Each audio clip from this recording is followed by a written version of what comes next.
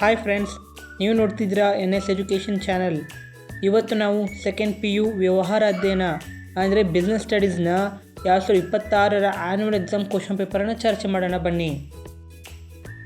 ಈ ವಿಡಿಯೋದಲ್ಲಿ annual ಎಕ್ಸಾಮ್ನ question ಪೇಪರ್ನ ಪ್ರಶ್ನೆಗಳೇ ಹಾಗೂ ಆನ್ಸರ್ಗಳು ಎರಡೂ ಕೂಡ ಡಿಸ್ಕಸ್ ಮಾಡೋಣ. ಇದೇ ರೀತಿ ನೋಟ್ಸ್ಗಳಿಗಾಗಿ ಚಾನಲ್ ಸಬ್ಸ್ಕ್ರೈಬ್ ಮಾಡ್ಕೊಳ್ಳಿ. ಎಲ್ಲ ನೋಟ್ಸ್ಗಳು ಸಹ ಸಿಗ್ತವೆ ಈ ಚಾನಲ್ನಲ್ಲಿ. ನೋಡಿ, MCQ ಪ್ರಶ್ನೆಗಳನ್ನ ನೋಡೋಣ. 5 ಪ್ರಶ್ನೆಗಳಿವೆ. ಒಂದೊಂದಕ್ಕೆ 1 ಅಂಕ ಆದರೆ ಟೋಟಲ್ ಆಗಿ 5 ಅಂಕ. ಬನ್ನಿ, ಮೊದಲನೇ ಪ್ರಶ್ನೆ. ಈ ಕೆಳಗಿನ ಯಾವುದು ಕಾರ್ಯವನ್ನು ಸರಿಯಾಗಿ ಮತ್ತು ಕನಿಷ್ಠ ವೆಚ್ಚದೊಂದಿಗೆ ಮಾಡುವುದನ್ನು ಸೂಚಿಸುತ್ತದೆ? ನೋಡಿ, ಮೊದಲನೇ ಪ್ರಶ್ನೆಗೆ ಆನ್ಸರ್ ಬಂದು ದಕ್ಷತೆ. ಆಪ್ಷನ್ ಡಿ ಇದೆಯಲ್ಲ, ಅದೇ ದಕ್ಷತೆ, ಇದು ಸರಿಯಾದ ಆನ್ಸರ್. ಎರಡನೇ ಪ್ರಶ್ನೆ. ನಿರ್ವಹಣೆ ತತ್ವಗಳು ಡ್ಯಾಶ್ ಆಗಿರುವುದಿಲ್ಲ. ಇದಕ್ಕೆ ಆನ್ಸರ್ ಬಂದು ಎ ಸಂಪೂರ್ಣ. ನಿರ್ವಹಣೆ ತತ್ವಗಳು ಸಂಪೂರ್ಣ ಆಗಿರುವುದಿಲ್ಲ. ಮೂರನೇ ಪ್ರಶ್ನೆ. ಡ್ಯಾಶ್ ಏನು ಮಾಡಬೇಕು ಮತ್ತು ಅದನ್ನು ಹೇಗೆ ಮಾಡಬೇಕೆಂಬುದನ್ನು ಪೂರ್ವಭಾವಿಯಾಗಿ ನಿರ್ಧರಿಸುವುದಾಗಿದೆ.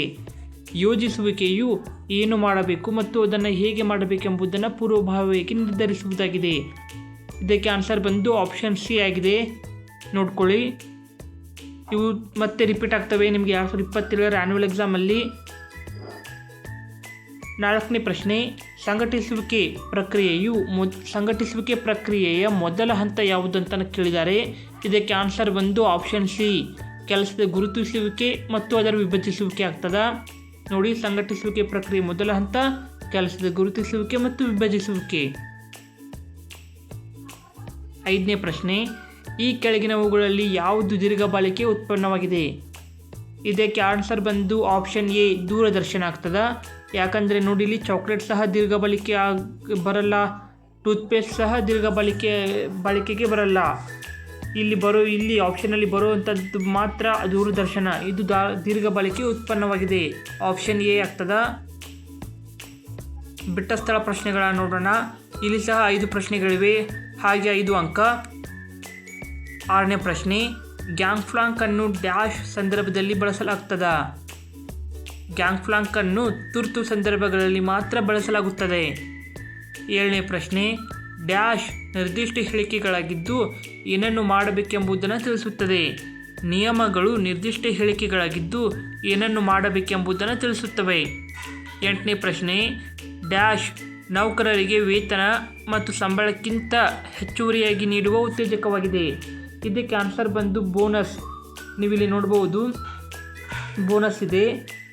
ಬೋನಸ್ಸು ನೌಕರರಿಗೆ ವೇತನ, ಸಂಬಳಕ್ಕಿಂತ ಹೆಚ್ಚುವರಿಯಾಗಿ ನೀಡುವ ಆರ್ಥಿಕ ಉತ್ತೇಜಕವಾಗಿದೆ. ಆದ್ದರಿಂದ 8ನೇ ಪ್ರಶ್ನೆಗೆ ಆನ್ಸರ್ ಬಂದು ಬೋನಸ್. 9ನೇ ಪ್ರಶ್ನೆ ನೋಡಿ. ಒಟ್ಟಾರೆ ಬಂಡವಾಳದಲ್ಲಿ ಸಾಲದ ಪ್ರಮಾಣವನ್ನು ಹಣಕಾಸಿನ ಸಾಮರ್ಥ್ಯ ಎಂದು ಕರೆಯುತ್ತಾರೆ. 9ನೇ ಪ್ರಶ್ನೆಗೆ ಆನ್ಸರ್ ಬಂದು ಹಣಕಾಸಿನ ಸಾಮರ್ಥ್ಯ. 10ನೇ ಪ್ರಶ್ನೆಗೆ ಆನ್ಸರ್ ನೋಡಿ. ಡ್ಯಾಶ್ವು ಪಾವತಿಸಲ್ಪಡದ ರೂಪದ ಸಂವಹನವಾಗಿದೆ. ಪ್ರಚಾರವು ಪಾವತಿಸಲ್ಪಡದ ರೂಪದ ಸಂವಹನವಾಗಿದೆ.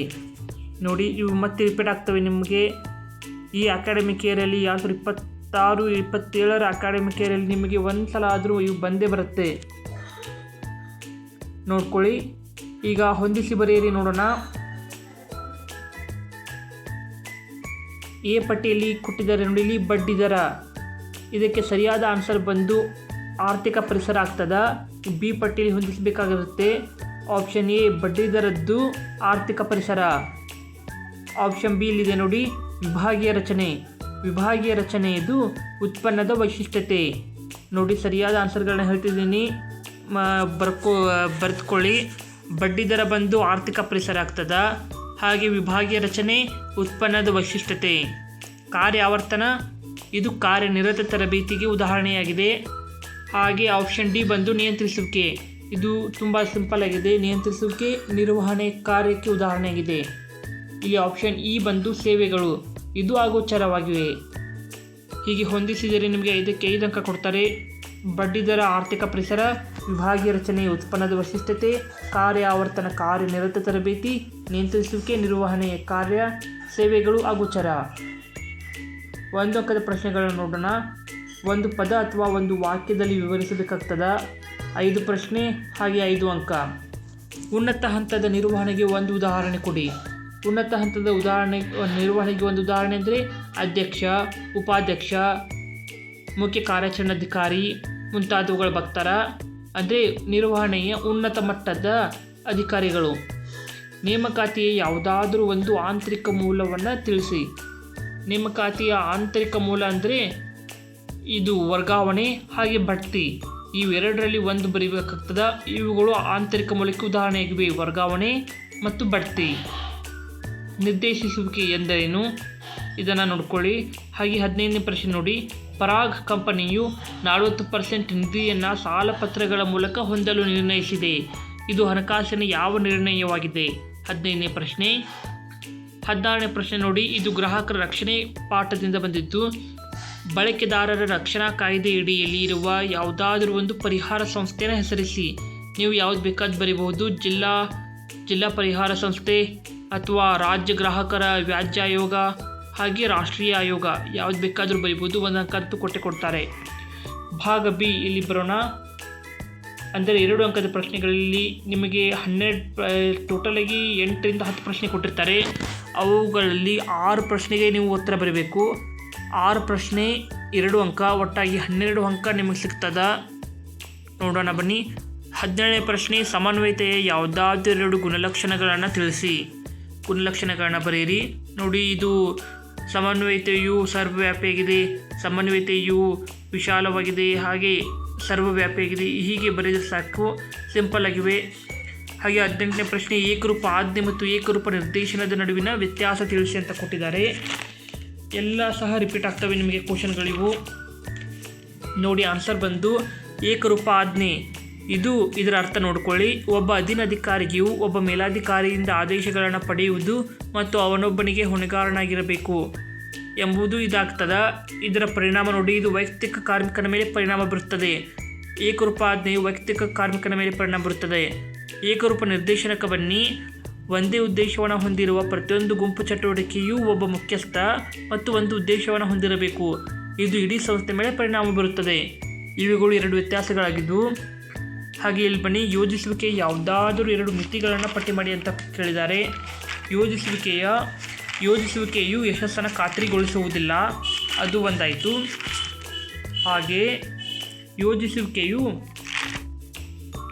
ಯೋಜಿಸುವಿಕೆಯು ಅಪಾರ ವೆಚ್ಚಗಳನ್ನು ಒಳಗೊಂಡಿದೆ. ಹಾಗೆ ಹೆಚ್ಚು ಸಮಯವನ್ನು ಬಳಸುವ ಪ್ರಕ್ರಿಯೆಯಾಗಿದೆ. ನೋಡಿ, ಇದು ಮಿತಿ ಅಂದರೆ ಅನಾನುಕೂಲಗಳಾಗಿವೆ. ಯೋಜಿಸುವಿಕೆ ಹೆಚ್ಚು ಸಮಯವನ್ನು ನಿರೀಕ್ಷಿಸುತ್ತದೆ. ಹಾಗೆ ಯೋಜಿಸುವಿಕೆಯು ಹೆಚ್ಚು ವೆಚ್ಚದಾಯಕವಾಗಿದೆ. ಇದೇ ಆನ್ಸರ್ಗಳು. ಸಂಘಟಿಸುವಿಕೆಯ ವ್ಯಾಖ್ಯಾನವನ್ನು ಕೇಳಿದರೆ ಇಲ್ಲಿ ನೋಡಿ. ಥಿಯೋ ಹೈಮನ್ ರವರ ಪ್ರಕಾರ ಸಂಘಟಿಸುವಿಕೆಯು ಸಂಸ್ಥೆಯ ಕಾರ್ಯಚಟುವಟಿಕೆಗಳನ್ನು ವ್ಯಾಖ್ಯಾನಿಸಿ ಮತ್ತು ಗುಂಪುಗೂಡಿಸಿ ಅವುಗಳ ನಡುವೆ ಅಧಿಕಾರ ಸಂಬಂಧಗಳನ್ನು ಸ್ಥಾಪಿಸುವ ಒಂದು ಪ್ರಕ್ರಿಯೆಯಾಗಿದೆ. ಇದೇ ಸಂಘಟಿಸುವಿಕೆಯ ವ್ಯಾಖ್ಯಾನ. ಥಿಯೋ ಹೈಮನ್ ರವರ ಪ್ರಕಾರ ಅವರ ವ್ಯಾಖ್ಯಾನವನ್ನು ನೀವು ಬರಿಬೇಕಾಗ್ತದ. ಆದರೆ ಮಾತ್ರ ನಿಮಗೆ 2ಕ್ಕೆ 2 ಅಂಕ ಕೊಡ್ತಾರೆ. ಸಿಬ್ಬಂದಿ ನಿರ್ವಹಣೆ ಎಂದರೇನು? 21ನೇ ಪ್ರಶ್ನೆ ನೋಡಿ. ಸಿಬ್ಬಂದಿ ನಿರ್ವಹಣೆ ಎಂದರೇನಂತ ಕೇಳಿದ್ದಾರೆ. ಸಿಬ್ಬಂದಿ ನಿರ್ವಹಣೆ ಎಂದರೆ ಸಂಘಟನೆಗೆ ಅಗತ್ಯವಾದ ಮಾನವ ಸಂಪನ್ಮೂಲಗಳನ್ನು ಒದಗಿಸುವುದು. ಇದರ ಮುಖ್ಯ ಉದ್ದೇಶ ಸೂಕ್ತವಾದ ವ್ಯಕ್ತಿಯನ್ನು ಸರಿಯಾದ ಸಮಯಕ್ಕೆ ಸರಿಯಾದ ಸ್ಥಳಕ್ಕೆ ನೇಮಿಸುವುದಾಗಿದೆ. ಸಿಬ್ಬಂದಿ ನಿರ್ವಹಣೆ ಅಂದರೆ ಒಬ್ಬ ವ್ಯಕ್ತಿಯನ್ನು ಸರಿಯಾದ ಸಮಯಕ್ಕೆ ಸರಿಯಾದ ಸ್ಥಾನಕ್ಕೆ ಆತನನ್ನು ನೇಮಿಸುವುದಾಗಿದೆ. ವ್ಯವಹಾರದ ಬೆಳವಣಿಗೆ ದೃಷ್ಟಿಯಿಂದ ಆತನನ್ನು ಸರಿಯಾದ ಸ್ಥಳಕ್ಕೆ ಸರಿಯಾದ ಸಮಯಕ್ಕೆ ನೇಮಿಸುವುದಾಗಿದೆ. ಇದೇ ಸಿಬ್ಬಂದಿ ನಿರ್ವಹಣೆಯ ಅರ್ಥ. 22ನೇ ಪ್ರಶ್ನೆ ನೋಡಿ. ನಾಯಕತ್ವದ 2 ಶೈಲಿಗಳನ್ನು ತಿಳಿಸಿ ಅಂತ ಹೇಳಿದ್ದಾರೆ. ಪ್ರಜಾಪ್ರಭುತ್ವವಾದಿ ನಾಯಕತ್ವ ಹಾಗೆ ಸರ್ವಾಧಿಕಾರತ್ವ ನಾಯಕತ್ವ, ಇವೇ 2 ಶೈಲಿಗಳಾಗಿವೆ. ನಿಯಂತ್ರಿಸುವಿಕೆ 2 ಪ್ರಾಮುಖ್ಯತೆಗಳನ್ನು ಕೇಳಿದ್ದಾರೆ. 23ನೇ ಪ್ರಶ್ನೆ. ಮತ್ತು 24ನೇ ಪ್ರಶ್ನೆ ನೋಡಿ. ಸ್ಥಿರಾಸ್ತಿಗಳಿಗೆ 2 ಉದಾಹರಣೆ ಕೊಡಿ ಅಂತ ಕೇಳಿದ್ದಾರೆ. ಇವು ಮತ್ತೆ ರಿಪೀಟ್ ಆಗ್ತವೆ, ನೆಗ್ಲೆಕ್ಟ್ ಮಾಡೋಕ್ಕೆ ಹೋಗಬೇಡಿ. 30ರಿಂದ 35 ಮಾರ್ಕ್ಸ್ ಮತ್ತೆ ನಿಮಗೆ ಇದೇ ಪ್ರಶ್ನೆ ಪತ್ರಿಕೆಯಿಂದ ಬರುತ್ತೆ 2027ರ ಆನ್ಯುವಲ್ ಎಕ್ಸಾಮ್ಗೆ. ಹುಷಾರಾಗಿ ನೋಡ್ಕೊಳ್ಳಿ. 24ನೇ ಪ್ರಶ್ನೆ ನೋಡಿ. ಸ್ಥಿರಾಸ್ತಿಗಳಿಗೆ 2 ಉದಾಹರಣೆ ಕೊಡಿ. 25ನೇ ಪ್ರಶ್ನೆ. ಬೆಲೆ ನಿಗದಿಯ ಯಾವುದಾದರೂ 2 ಉದ್ದೇಶಗಳನ್ನು ತಿಳಿಸಿ. ಹಾಗೆ 26ನೇ ಪ್ರಶ್ನೆ. ಗ್ರಾಹಕರ ಯಾವುದಾದರೂ 2 ಹಕ್ಕುಗಳನ್ನು ಬರೆಯಿರಿ. ಯಾವುದಾದ್ರೂ ಬರಿಬೋದು, ಸಾಕಷ್ಟಿವೆ. ಆಳಿಸುವ ಹಕ್ಕು, ಆಯ್ಕೆಯ ಹಕ್ಕು ಮೊದಲಾದವುಗಳಿವೆ. ಜಸ್ಟ್ 2 ಬರೆದ್ಬಿಡಿ. ಭಾಗ ಸಿ ನಿಮಗೆ ಮೋಸ್ಟ್ ಇಂಪಾರ್ಟೆಂಟ್ ಇದನ್ನಿದ್ದು ಭಾಗ ನೋಡಿ. 6 ಪ್ರಶ್ನೆಗಳಿರ್ತವೆ. ನೀವು ಜಾಸ್ತಿ ಪ್ರಶ್ನೆಗಳಿರ್ತವೆ, ಆದರೆ ನೀವು 6 ಪ್ರಶ್ನೆಗಳನ್ನ ಉತ್ತರಿಸಬೇಕಾಗ್ತದೆ. 6 ಪ್ರಶ್ನೆ ಒಂದೊಂದಕ್ಕೆ 4 ಅಂಕ, ಟೋಟಲಾಗಿ 24 ಅಂಕ ಬರ್ತವೆ. ಜಸ್ಟ್ ಈ ಒಂದು ಭಾಗದಿಂದ 24 ಅಂಕ, ಆಲ್ಮೋಸ್ಟ್ ನೀವು ಪಾಸೇ ಆಗ್ಬೋದು ಈ ಇದರಿಂದ. ನೋಡಿ 4 ಅಂಕದ ಪ್ರಶ್ನೆಗಳನ್ನ ನೋಡೋಣ. 27ನೇ ಪ್ರಶ್ನೆ, FW ಟೇಲರ್ ಅವರು ಕೊಡುಗೆ ನೀಡಿದ ವೈಜ್ಞಾನಿಕ ನಿರ್ವಹಣೆಯ ತತ್ವಗಳನ್ನು ಸಂಕ್ಷಿಪ್ತವಾಗಿ ವಿವರಿಸಿ ಅಂತ ಕೇಳಿದ್ದಾರೆ.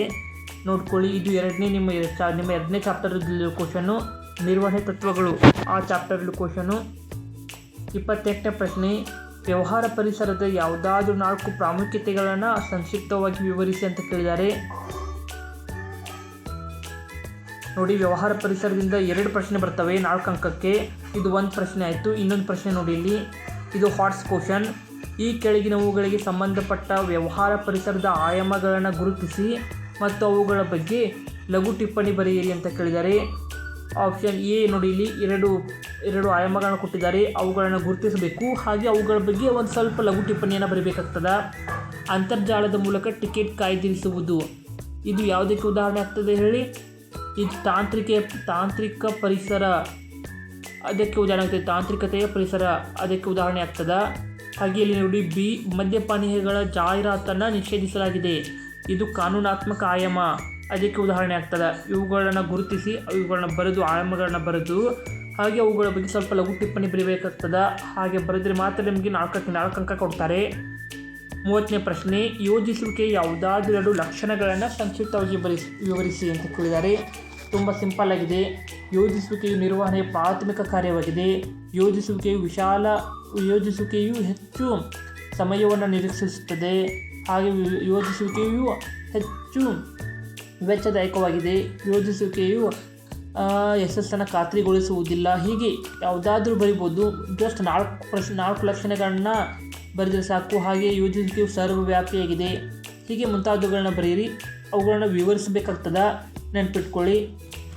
31ನೇ ಪ್ರಶ್ನೆ, ಮಾನವ ಸಂಪನ್ಮೂಲ ವ್ಯವಸ್ಥಾಪಕರಾಗಿ ನಿಮ್ಮ ಸಂಸ್ಥೆಯಲ್ಲಿ ಖಾಲಿ ಇರುವ ಹುದ್ದೆಗಳನ್ನು ಭರ್ತಿ ಮಾಡಲು ನೇಮಕಾತಿಯ ಯಾವುದಾದ್ರೂ 8 ಬಾಹ್ಯ ಮೂಲಗಳನ್ನು ಪಟ್ಟಿ ಮಾಡಿ ಅಂತ ಕೇಳಿದ್ದಾರೆ.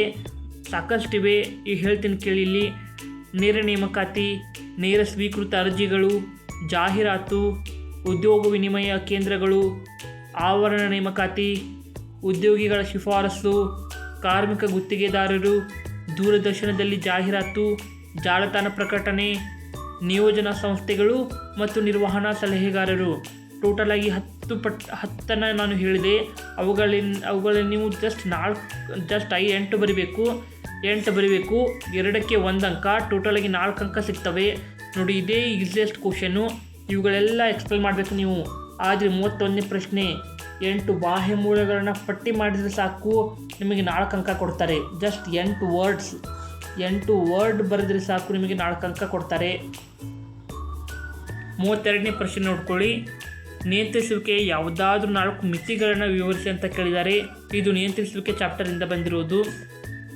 ಹಾಗೆ 33ನೇ ಪ್ರಶ್ನೆ, ಒಂದು ಸಂಸ್ಥೆಯ ಕಾರ್ಯಶೀಲ ಬಂಡವಾಳದ ಅಗತ್ಯತೆಯ ಮೇಲೆ ಪ್ರಭಾವ ಬೀರುವ ಯಾವುದಾದ್ರೂ 4 ಅಂಶಗಳನ್ನು ಸಂಕ್ಷಿಪ್ತವಾಗಿ ವಿವರಿಸಿ ಅಂತ ಕೇಳಿದ್ದಾರೆ. ನೋಟ್ ಮಾಡ್ಕೊಳ್ಳಿ. ಹಾಗೆ 34ನೇ ಪ್ರಶ್ನೆ, ಮಾರಾಟ ಪ್ರಕ್ರಿಯೆ ವ್ಯವಸ್ಥಾಪಕರಾಗಿ ನಿಮ್ಮ ಕಂಪನಿಯ ಉತ್ಪನ್ನಕ್ಕೆ ಉತ್ತಮ ಮುದ್ರೆಯ ಹೆಸರನ್ನು ಆಯ್ಕೆ ಮಾಡುವಾಗ ಗಮನದಲ್ಲಿಡಬೇಕಾದ ಯಾವುದಾದ್ರೂ 4 ಗುಣಲಕ್ಷಣಗಳನ್ನು ಪಟ್ಟಿ ಮಾಡಿ. ನೋಡಿ, ಮುದ್ರೆ ಅಂದರೆ ಹೆಸರನ್ನು ಇಡುವಾಗ ಯಾವುದಾದ್ರೂ 4 ಗುಣಲಕ್ಷಣಗಳನ್ನು ಪಟ್ಟಿ ಮಾಡಿ ಅಂತ ಕೇಳಿದ್ದಾರೆ. Just simple. ಮುದ್ರೆ ಹೆಸರು ಸಂಕ್ಷಿಪ್ತವಾಗಿರಬೇಕು, ಹಾಗೆ ವಿಶಿಷ್ಟವಾಗಿರಬೇಕು, ಉಚ್ಚರಿಸಲು ಸುಲಭವಾಗಿರಬೇಕು. ಹೀಗೆ ಮುಂತಾದವುಗಳನ್ನು 4 ಬರೆದರೆ ಸಾಕು. ಹಾಗೆ ಅವುಗಳನ್ನು ಸ್ವಲ್ಪ ವಿವರಿಸಬೇಕಾಗ್ತದೆ, 2 ಲೈನು. ಮಾಡಿದರೆ ಮಾತ್ರ 4 ಅಂಕ ಕೊಡ್ತಾರೆ. ನೋಡಿ, ಮುದ್ರೆ ಹೆಸರು ವಿಶಿಷ್ಟವಾಗಿರಬೇಕು, ಹಾಗೆ ಉಚ್ಚರಿಸಲು ಸುಲಭವಾಗಿರಬೇಕು, ಮುಂತಾದವುಗಳು ಬರೀರಿ. 35ನೇದು, ಜಾಹೀರಾತಿನ 4 ಪ್ರಯೋಜನಗಳನ್ನು ಸಂಕ್ಷಿಪ್ತವಾಗಿ ವಿವರಿಸಿ ಅಂತ ಕೇಳಿದ್ದಾರೆ. ಒಂದ್ಸಲ ಪ್ರಯೋಜನಗಳನ್ನು ಕೇಳ್ಬೋದು, ಇಲ್ಲ ಅನಾನುಕೂಲತೆಗಳನ್ನು ಕೇಳ್ಬೋದು. 36ನೇ ಪ್ರಶ್ನೆ, ಸರಕು ಮತ್ತು ಸೇವೆಗಳನ್ನು ಖರೀದಿಸುವಾಗ, ಬಳಸುವಾಗ ಮತ್ತು ಅನುಭೋಗಿಸುವಾಗ ಗ್ರಾಹಕರಿಗಿರುವ ಯಾವುದಾದ್ರೂ 4 ಹೊಣೆಗಾರಿಕೆಗಳನ್ನ ವಿವರಿಸಿ ಅಂತ ಕೇಳಿದ್ದಾರೆ. ಇದು ತುಂಬ ಸಿಂಪಲ್, ಪ್ರತಿ ವರ್ಷ ರಿಪೀಟ್ ಆಗ್ತದೆ ಕ್ವಶನ್ ನೋಡಿ. ಒಂದು ಇಲ್ಲ ಗ್ರಾಹಕರ ಹಕ್ಕುಗಳನ್ನು ತಿಳಿಸಿ ಅಥವಾ ವಿವರಿಸಿ ಅಂತ ಕೇಳ್ಬೋದು, ಇಲ್ಲ ಹೊಣೆಗಾರಿಕೆಗಳನ್ನ ಕೇಳ್ಬೋದು. ಬಹಳ ಸಲ ಇವೆರಡೇ ಕ್ವಶನ್ ರಿಪೀಟ್ ಆಗಿವೆ ಗ್ರಾಹಕರ ಸಂರಕ್ಷಣೆ ಪಾಠದಿಂದ. ಈ 2 ಕ್ವಶನ್ನ ನೆಗ್ಲೆಕ್ಟ್ ಮಾಡೋಕ್ಕೆ ಹೋಗಬೇಡಿ, ಬಂದೇ ಬರುತ್ತೆ. ಮತ್ತೆ ನಿಮ್ಮ 2027 ಆ್ಯನ್ಯುವಲ್ ಎಕ್ಸಾಮ್ಗೆ ಗ್ರಾಹಕರ ಹಕ್ಕುಗಳನ್ನ ಕೇಳ್ತಾರೆ, ಇಲ್ಲ ಹೊಣೆಗಾರಿಕೆಗಳನ್ನ ಕೇಳ್ತಾರೆ. ಜಸ್ಟ್ ಸಿಂಪಲ್, ಇವೆರಡೇ ಪ್ರಶ್ನೆಗಳನ್ನ ರೂಢಿ ಮಾಡ್ಕೊಳ್ಳಿ, ಬಂದೇ ಬರುತ್ತೆ. ಈಗ ಬರೋಣ ನಮ್ಮ ಲಾಸ್ಟ್ ಆ್ಯಂಡ್ ಮೋಸ್ಟ್ ಇಂಪಾರ್ಟೆಂಟ್ ಭಾಗ ಡಿ. ಇಲ್ಲಿ ನೋಡಿ 8 ಅಂಕದ ಪ್ರಶ್ನೆಗಳಿವೆ. 3 ಪ್ರಶ್ನೆಗಳಿಗೆ ನೀವು ಉತ್ತರಿಸಬೇಕಾಗ್ತದೆ. ಟೋಟಲಾಗಿ 5 ಪ್ರಶ್ನೆ ಇರ್ತವೆ. 8 ಅಂಕದ 3 ಪ್ರಶ್ನೆ, ಟೋಟಲಾಗಿ 24 ಅಂಕ ಸಿಗ್ತದೆ. ಈ ಭಾಗ ಅಂತೂ ನೀವು ಬಿಡ್ಲಿಕ್ಕೆ ಹೋಗಲೇಬಾರ್ದು. ನೋಡಿ 37ನೇ ಪ್ರಶ್ನೆ ಬಂದು ನಿರ್ವಹಣೆ ಉದ್ದೇಶಗಳನ್ನ ವಿವರಿಸಿ. ನಾನು ಇವನ್ನೆಲ್ಲ ಕವರ್ ಮಾಡಿಕೊಟ್ಟಿದ್ದೀನಿ, ಎಲ್ಲ ಚಾಪ್ಟರ್ನ ಆನ್ಸರ್ಗಳನ್ನ ಕವರ್ ಮಾಡಿಕೊಟ್ಟಿದ್ದೀನಿ. ನಿಮ್ಗೆ ಏನಾದರೂ ಆನ್ಸರ್ ಬೇಕಾದರೆ ಚಾನಲನ್ನು ವಿಸಿಟ್ ಮಾಡಿ, ಹಾಗೆ ಎಲ್ಲ ವಿಡಿಯೋಗಳನ್ನು ನೋಡ್ಕೊಳ್ಳಿ. ನಿರ್ವಹಣೆ ಉದ್ದೇಶಗಳನ್ನ ವಿವರಿಸಿ, ಇದು ನಿಮ್ಮ ಫಸ್ಟ್ ಚಾಪ್ಟರಿಂದ ಬಂದಿರೋದು. ಒಂದು ನಿರ್ವಹಣೆ ಗುಣಲಕ್ಷಣಗಳನ್ನ ಕೇಳ್ತಾರೆ, ಇಲ್ಲ ನಿರ್ವಹಣೆ ಉದ್ದೇಶಗಳನ್ನ ಕೇಳ್ತಾರೆ. ಈ ಸಮನ್ವಯತೆ ಕೇಳೋದಿಲ್ಲ, ಅದು ಇಂಪಾರ್ಟೆಂಟ್ ಏನಲ್ಲ. ನಿರ್ವಹಣೆ ಉದ್ದೇಶಗಳನ್ನು ಈ 2026ಕ್ಕೆ ಕೇಳಿದ್ದಾರೆ. ಪಕ್ಕ ಹೇಳ್ತೀನಿ 2027ಕ್ಕೆ ನಿರ್ವಹಣೆ ಗುಣಲಕ್ಷಣಗಳನ್ನು ಕೇಳ್ತಾರೆ. ಪ್ರಾಕ್ಟೀಸ್ ಮಾಡ್ಕೊಳ್ಳಿ. ಇದಕ್ಕೆ ಆನ್ಸರ್ ಬೇಕಾದರೆ ನನ್ನ ಚಾನಲಲ್ಲಿದೆ. 1 ಅಂಕದ ಪ್ರಶ್ನೆಗಳು, 2 ಅಂಕದ ಪ್ರಶ್ನೆಗಳು, 4 ಅಂಕ ಅಷ್ಟೇ ಯಾಕೆ 8 ಅಂಕದ ಪ್ರಶ್ನೆಗಳೆಲ್ಲ ಸಹ ನಾನು ಅಪ್ಲೋಡ್ ಮಾಡಿಕೊಟ್ಟಿದ್ದೀನಿ. ಚಾಪ್ಟರ್ ವೈಸ್ಲು ನೋಡ್ಕೊಳ್ಳಿ. 38ನೇ ಪ್ರಶ್ನೆ ನೋಡಿ, ಪ್ರತಿನಿಯೋಜನೆ ಎಂದರೇನು, ಪ್ರತಿನಿಯೋಜನೆ ಪ್ರಾಮುಖ್ಯತೆಯನ್ನು ವಿವರಿಸಿ. ಇದನ್ನು ಸಹ ಎಲ್ಲ ಸಹ ನಾನು ಅಪ್ಲೋಡ್ ಮಾಡಿಕೊಟ್ಟಿದ್ದೀನಿ ವಿತ್ ಕೋಡ್ಗಳನ್ನು ಹೇಳಿ ಅಪ್ಲೋಡ್ ಮಾಡಿಕೊಟ್ಟಿದ್ದೀನಿ. ನೋಡಿ, ಪ್ರತಿನಿಯೋಜನೆ ಎಂದರೇನು, ಹಾಗೆ ಅದರ ಪ್ರಾಮುಖ್ಯತೆಗೆ ಒಂದು ಕೋಡ್ ಇದೆ. ಅದೇಂದರೆ PBT-UUNN ಅಂತ ಬಂದು ಅದನ್ನು ನಾನು ಅಪ್ಲೋಡ್ ಮಾಡಿಕೊಟ್ಟಿದ್ದೀನಿ ನನ್ನ ಶಾರ್ಟ್ ವಿಡಿಯೋದಲ್ಲಿ. PBT-UUNN ಅಂದರೆ ಏನಂತ ನಿಮಗೆ ಗೊತ್ತಾಗಬೇಕಾದ್ರೆ ಶಾರ್ಟ್ ವಿಡಿಯೋ ನೋಡಿ. ಅದು ಜಸ್ಟ್ 1 ನಿಮಿಷದ ಶಾರ್ಟ್ ವಿಡಿಯೋ ನೋಡಿ, ಅದರಿಂದ ಗೊತ್ತಾಗುತ್ತೆ. ನಿಮಗೆ 8 ಅಂಕ ಸಿಗುತ್ತೆ. ಜಸ್ಟ್ ಒಂದು ಶಾರ್ಟ್ ವಿಡಿಯೋಯಿಂದ ನಿಮಗೆ 8 ಅಂಕ ಸಿಗ್ತದೆ ಅಂದರೆ ಮಿಸ್ ಮಾಡ್ತೀರಾ? ಪ್ಲೀಸ್ ನನ್ನ ಚಾನಲ್ ವಿಸಿಟ್ ಮಾಡ್ಕೊಂಡು ನೋಡಿ. ಇದು ನಿರ್ವಹಣೆ ಗುಣಲಕ್ಷಣಗಳು ಸಹ, ಅದಕ್ಕೆ ಸಹ ಗುಬ್ಬಚ್ಚಿ ಸನಿಹ ಅಂಥೇಳಿ ಒಂದು ಕೋಡ್ ವರ್ಡ್ ಇದೆ. ನೀವು ಚಾನಲ್ ವಿಸಿಟ್ ಮಾಡಿ, ಹಾಗೆ ನೋಡ್ಕೊಳ್ಳಿ. ಆಯ್ಕೆ ಪ್ರಕ್ರಿಯೆಯಲ್ಲಿನ ವಿವಿಧ ಹಂತಗಳನ್ನು ವಿವರಿಸಿ. ಇದಕ್ಕೆ ಸಹ ಒಂದು ಕೋಡ್ ಮಾಡಿದ್ದೀನಿ ನಾನು, ಇದರ ಕೋಡ್ ಸಹ ಇದೆ. ನೀವು ಚಾನಲ್ ವಿಸಿಟ್ ಮಾಡಿ ನೋಡಿದ್ರೆ ಗೊತ್ತಾಗುತ್ತೆ. ನಾನು ಇಲ್ಲೇ ಎಕ್ಸ್ಪ್ಲೇನ್ ಮಾಡೋಕ್ಕೆ ಹೋಗ್ತಾ ಹೋದರೆ ತುಂಬ ಲೆಂತ್ ಆಗುತ್ತೆ ವಿಡಿಯೋ. ಆಲ್ಮೋಸ್ಟ್ ಈಗ 18ರಿಂದ 17 ನಿಮಿಷ ವಿಡಿಯೋ ಆಗಿರ್ಬೋದು. ಅದಕ್ಕೆ ಹೇಳ್ತಿದ್ದೀನಿ, ಒಂದ್ಸಲ ಚಾನಲ್ ವಿಸಿಟ್ ಮಾಡಿ ನೋಡಿ, ನಿಮಗೆ ಗೊತ್ತಾಗುತ್ತೆ. ನಾನೆಲ್ಲ ಕವರ್ ಮಾಡಿಕೊಟ್ಟಿದ್ದೀನಿ. 40ನೇ ಪ್ರಶ್ನೆ, ಸಂವಹನ ಪರಿಣಾಮಕಾರಿತ್ವವನ್ನು ಸುಧಾರಿಸಲು ಅಳವಡಿಸಿಕೊಳ್ಳಬೇಕಾದ ಯಾವುದಾದ್ರೂ 8 ಸೂಕ್ತ ಕ್ರಮಗಳನ್ನು ಸೂಚಿಸಿ. ಇದು ಸಹ ಇಂಪಾರ್ಟೆಂಟ್ ಕ್ವಶನ್, ಪ್ರತಿ ವರ್ಷ ರಿಪೀಟ್ ಆಗ್ತದೆ, ನೋಡ್ಕೊಳ್ಳಿ. 41ನೇ ಪ್ರಶ್ನೆ ನೋಡಿ, ಮಾರಾಟ ಪ್ರಕ್ರಿಯೆ ಯಾವುದಾದ್ರೂ 8 ಕಾರ್ಯಗಳನ್ನು ವಿವರಿಸಿ. ನೋಡಿ, ಇಲ್ಲಿ ಟೋಟಲ್ ಆಗಿ 5 ಪ್ರಶ್ನೆಗಳಿವೆ. ನಾನು 5 ಪ್ರಶ್ನೆಯಲ್ಲಿ 4 ಪ್ರಶ್ನೆಗೆ ಕೋಡ್ಗಳನ್ನು ರೆಡಿ ಮಾಡಿದ್ದೀನಿ. ಕೋಡ್ ಅಂದರೆ ಸಂಕ್ಷಿಪ್ತವಾಗಿ ವಿವರಿಸಬೇಕಾಗ್ತದಲ್ಲ, ನೀವು ಸ್ವಲ್ಪ ಜಸ್ಟ್ ನೀವು ಒಂದೊಂದು ವರ್ಡ್ರಿಂದ ಒಂದೊಂದು ಪಾಯಿಂಟ್ಗಳನ್ನ ವಿವರಿಸ್ಬೋದು. ಹಾಗೆ ಕೋಡ್ಗಳನ್ನ ರೆಡಿ ಮಾಡಿದ್ದೀನಿ. ಚಾನಲ್ ವಿಸಿಟ್ ಮಾಡ್ಕೊಳ್ಳಿ, ಅವೆಲ್ಲ ನೋಡಿ. ನಿಮಗೆ ಏನಾದರೂ ನನ್ನ ವಿಡಿಯೋಯಿಂದ ಸ್ವಲ್ಪ ಆದರೂ ಹೆಲ್ಪ್ ಆಗಿದ್ದರೆ, ನಿಮ್ಮ ಎಕ್ಸಾಮ್ಗೆ ಇಂಪಾರ್ಟೆಂಟ್ ಕ್ವಶನ್ಗಳು ಏನಾದರೂ ಸಿಕ್ಕಿದರೆ ಪ್ಲೀಸ್ ಚಾನಲ್ನ ಸಬ್ಸ್ಕ್ರೈಬ್ ಮಾಡ್ಕೊಳ್ಳಿ. ವಿಡಿಯೋಗೆ ಲೈಕ್ ಮಾಡಿ. ನಿಮ್ಮ ಒಂದು ಲೈಕ್ ಸಬ್ಸ್ಕ್ರೈಬ್ ನಮಗೆ ಮೋಟಿವೇಶನ್ ಇದ್ದಾಗೆ. ಪ್ಲೀಸ್ ವಿಡಿಯೋ ನೋಡಿದ್ದಕ್ಕೆ ಧನ್ಯವಾದಗಳು. ನಿಮಗೆ ಏನಾದರೂ ಬೇರೆ ವಿಷಯದ ನೋಟ್ಸ್ಗಳು ಹಾಗೆ ಇದೇ ವಿಷಯದ ನೋಟ್ಸ್ಗಳು ಏನಾದರೂ ಬೇಕಾಗಿದ್ದರೆ ಚಾಪ್ಟರ್ ವೈಸ್ ಎಲ್ಲ ಕವರ್ ಮಾಡಿಕೊಟ್ಟಿದ್ದೀನಿ. ಪ್ಲೀಸ್ ಚಾನಲ್ ವಿಸಿಟ್ ಮಾಡಿ, ವಿಡಿಯೋಗಳನ್ನು ನೋಡಿ. Thank you.